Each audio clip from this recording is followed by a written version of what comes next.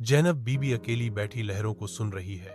उसका दिल अपने खोए हुए बेटे के लिए तरस रहा है। ओह सागर, तुम सब कुछ ले लेते हो, पर क्या तुम एक मां की उम्मीद लौटा सकते हो?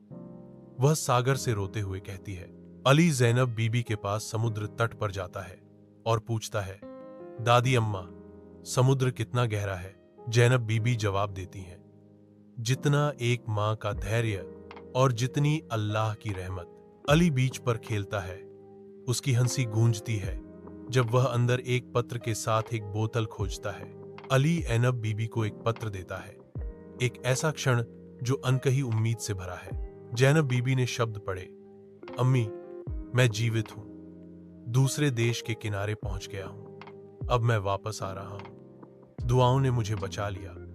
यासिर, जैनब बीबी के चेहरे पर आंसू बह रहे हैं क्योंकि वह फुसफुसाती है, ओ समुद्र, तुमने मुझे सुना।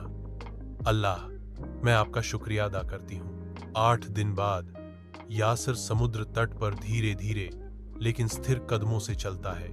मैं कमजोर हूं लेकिन जीवित हूं। जैनब बीबी यासिर की ओर दौड़ती है, उसे कसकर गले लगाती है। ग्रामीण खुशी के साथ उनका अभिवादन करते हैं, उनके चेहरे राहत और आनंद को दर्शाते हैं। समुद्र चुपचाप देखता है, इसकी विशालता उनके पुनर्मिलन की साक्षी है।